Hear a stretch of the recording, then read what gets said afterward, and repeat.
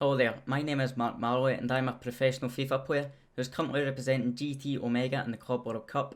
And as we're talking about GT Omega, you can use code MM03 to get yourself 5% off any product at checkout. There will be a link in the description down below to their website. Now, into the actual video, which is my custom tactics, which got me 30-0, as you can see here, and top 16 in Bucharest at FUT Champions Cup 2 a couple of weeks ago. So this is the team that I have been using for maybe 2 weeks now. Johan Cruyff and Laurent Blanc came into the team after FUT Champions Cup 2.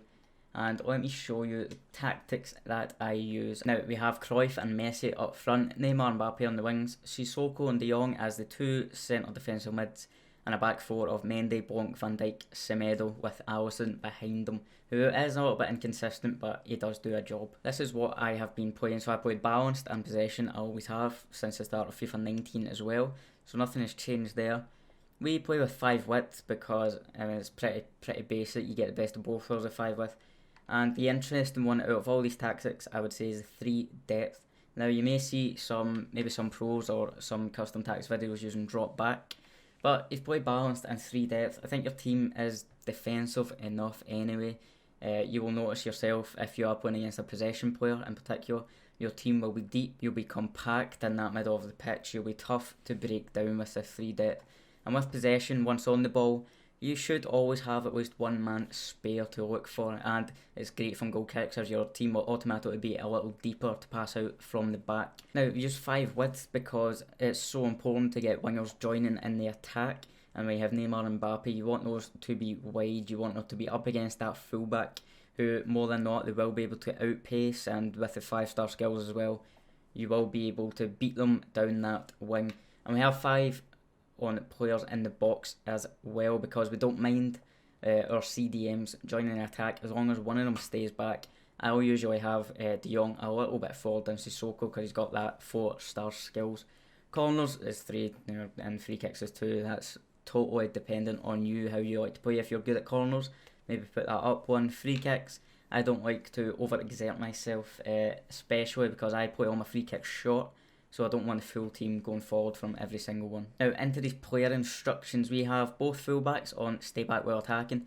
Again, pretty self-explanatory. I think you should have this on any formation that you use, apart from maybe a 5 at the back, but you know, who would use that? We've got them on mixed attack and normal interceptions. Now, CDMs, we have them both on stay back while attacking again, although as I said, I don't mind if one of them joins the attack, but that will be down to me maybe triggering a run or going on a run forward with De Jong mostly. And we have them on cover centre, so they are always in front of those 2 centre backs which you want, and let the wingers do their work on the wings if you have them covering that centre of the pitch. Now this is where I would say is a little interesting. For our wingers, I don't actually change anything. They are both on default instructions. Again, you might see some people using come back on defence or even stay forward, maybe get into the box for crosses, but nope, I have them on default. This was something I was experimenting with at the start of the game, and I don't know why, it just seems to work. We have Neymar and Mbappe always in position on that wing, always leading the counter attacks, especially Mbappe with his 96 pace that he has. Now onto the 2 strikers, which is arguably the 2 most important positions of the entire team. We have Johan Cruyff on stay forward and Messi on basic defence support. Now you may be wondering why both of them maybe aren't on comeback in defence or both on stay forward. That is because I like Messi to be a little deeper in my team, especially when defending. He'll come a little deeper. He's almost a decoy defender, not actually defending with him. He's just there to cover some spaces, and he has the passing ability when on the ball. If I can pass it to him and he can find maybe one of the wingers or Johan Cruyff, who has that breakaway pace, which Messi unfortunately doesn't have, and Cruyff with 5-star weak foot and the 5-star skills as well, it's so easier to get away from defenders with Cruyff than it is with Messi. So I like him to be on the last line of the defence, ready to break through to score those goals. And I'll show you just some of the records that my attackers especially have. Johan Cruyff, who was a pretty recent addition to the team, 99 goals in 64 games with 32 assists. And you will notice Cruyff doesn't get as many assists as the other players. As I said, I like him to be that last man on the edge of the defence, ready to break through. His scoop turn across defenders' bodies is so good. And then we have Messi, whose record kind of speaks for itself. 413 goals in 411 games with, look at that, 272 assists, so, you know, a lot better ratio than Johan Cruyff has. Now onto these two wingers, which are two of my favourite players in the game, especially Mbappe. I used both of these at FUT Champions Cup 2 as well. That's how much I trust them when I had an unlocked account and I could use any player that I wanted. I also had Inform Mbappe, but funds are all low on this account. And Mbappe's record, who I did play as a striker when I first purchased him, has 229 goals and 200 assists and 411 games.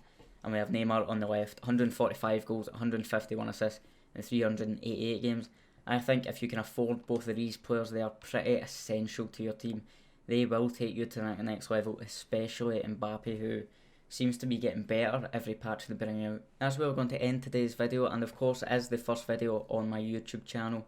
These were my 30-0 custom tactics and the tactics that got me top 16 in the world at FUT Champions Cup 2 in Bucharest. If you could subscribe, that would be greatly appreciated. And let me know what you'd like to see next, maybe some highlights from Club World Cup or Weekend League, and possibly I could analyse my games at FUT Champions Cup 2 in Bucharest, which happened a couple of weeks ago because I haven't actually had the chance to watch them back yet. Well, no, thanks for watching and cheers.